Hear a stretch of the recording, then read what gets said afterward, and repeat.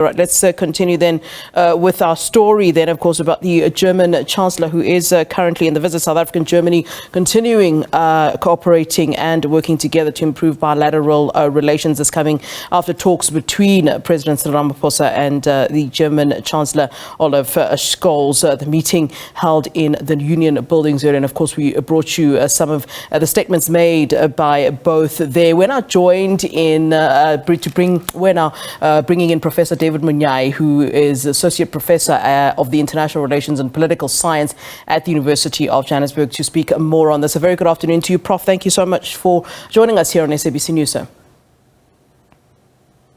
Thank you. Germany has historically been one of South Africa's most important trading partners. What's the significance of Schulz's visit? Is it really to confirm or reaffirm this? I think this visit is quite important, and we should also see this as a first major visit.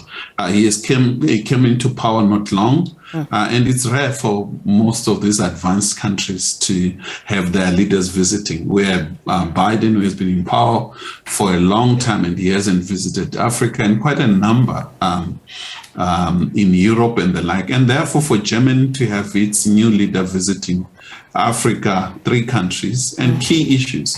And with South Africa, the relationship is quite tight, very strong, healthy.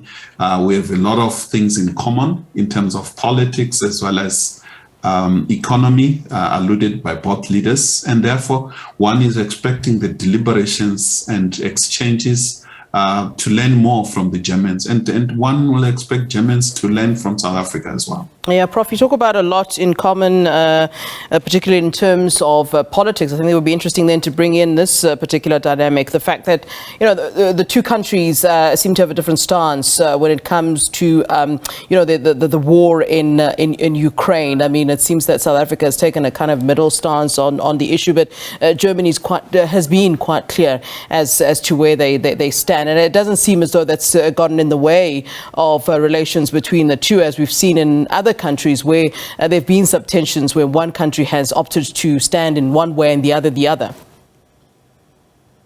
Oh, indeed. And I think we stand on different areas, and the way our lenses, when we look at the world, I think we're moving from totally different positions. Germany is part of G7, is part of NATO, and therefore I think its position will obviously be 100% different from ours. Our position is quite clear about South Africa and the African continent, that it prefers a dialogue and peaceful resolution to any conflict. And it also concerned about some of the historical issues that brought the war in the first place, without necessarily taking Russia's position. And more importantly, the so-called global NATO role. I think in 2011, we saw NATO intervening on the African continent in a very destructive level, causing the collapse of Muammar Gaddafi, assassination of Muammar Gaddafi, as well as dumping of weapons in Libya that has spread in the entire Sahel region. And this was authored by NATO, and Germany is part of that. Yeah. And I think South Africa is quite humble, and it could also raise the issue of reparation in terms of Namibia genocide by Germany.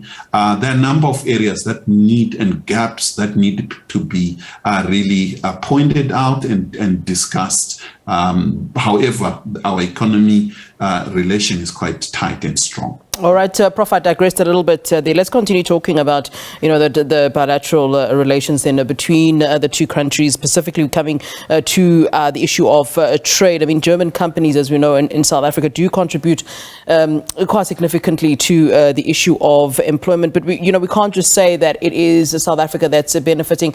And obviously, there's always concerns, when European countries come into South Africa as to how much they are benefiting. We can't just say, yeah, well, they create jobs. That can't be it. Let's talk about how mutually beneficial this relationship is, and is it, could it be on an equal footing?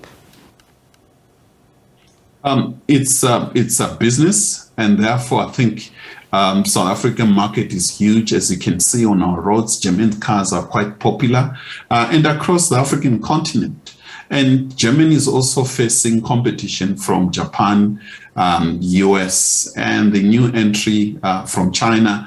And therefore, I think, given the fact that the German, particularly vehicle sales, has such a huge market share, one will expect more development in that area. But it's a win-win kind of situation. One is expecting that relationship to go much more further, not just in assembling of these vehicles, but moving into new areas as they are doing right now, dealing with this advanced oil for aviation and training of young unemployed South Africans. And there's so much that South Africa could learn, as well as German learning from South Africa.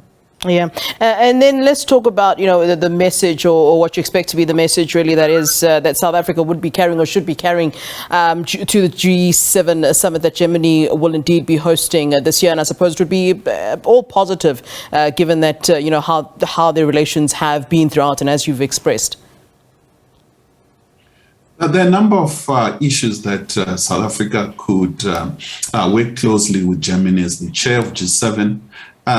To start with, I think Germany has been standing on the way. We should raise the fact that when President Ramaphosa attended the previous G7 summit in UK, it was Germany and few other European countries that stood on the way on issues of vaccines and not giving the IP international IP in terms of allowing African countries and other developing countries to develop their own vaccines. And therefore, I think that's a good start in terms of dealing with the pandemic and other fair trade, ensuring that multilateral institutions operate, and also to find a peaceful way of dealing with conflict, not just Ukraine. I think the focus is just Ukraine. I think we need to go beyond Ukraine. As much as we are concerned with what's happening in Ukraine, we are equally concerned what's happening in Yemen,